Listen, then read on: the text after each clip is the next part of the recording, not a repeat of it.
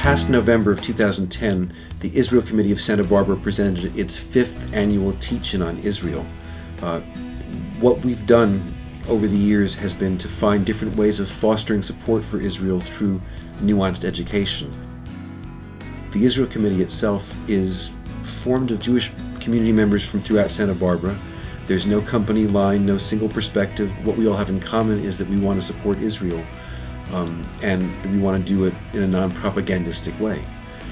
What we've done every year is present these day-long teach-ins at which we bring some fantastic speakers, keynote speakers like Linda Gradstein from NPR.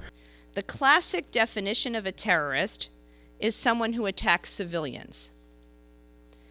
In Israel, when all civilians serve in the military as well, how do you define terrorism? The presentation by Linda Gradstein, which was very effective in provoking some emotions and so on, but which nevertheless was balanced, insightful, and I think displayed exactly the qualities that I seek, that I look for, namely genuine passion, genuine feeling of, of being part of a cause. We have breakout sessions on cultural matters, on science and technology, green technology. They're harvesting the rainwater now in the Negev. The sanctions are on the table right now. Now the question is that I'm not even going to address today is, will Israel attack Iran? 80% of that Arab population are Muslims.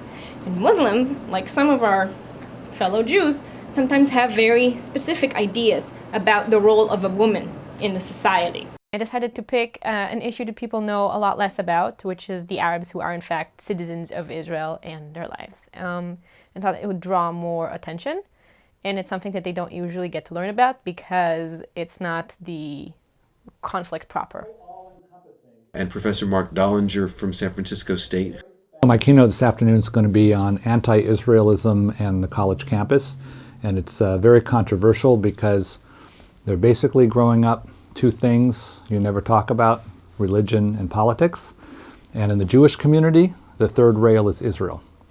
So this topic brings all three together.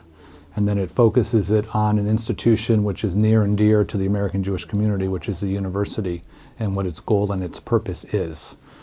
So we find that there are in fact conflicting ideas about the very nature and purpose of the university, and those refract out most powerfully, emotionally, and unfortunately on occasion even violently around the situation in the Mideast and around Israel.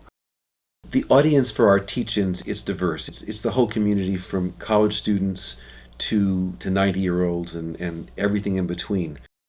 What we try and do is present a compelling day free of charge to the community, so we make it kind of fun and interesting for people to get out there and learn a lot about Israel. And we end the day with a little wine and cheese reception and some wonderful music. I thought the teach-in was wonderful. The community from all different perspectives came together, all to learn about Israel, to have a better grasp of what's going on. I think it's a very positive thing to have informed speakers and informed members of the audience trade views and really explore some of these issues that we're all concerned about.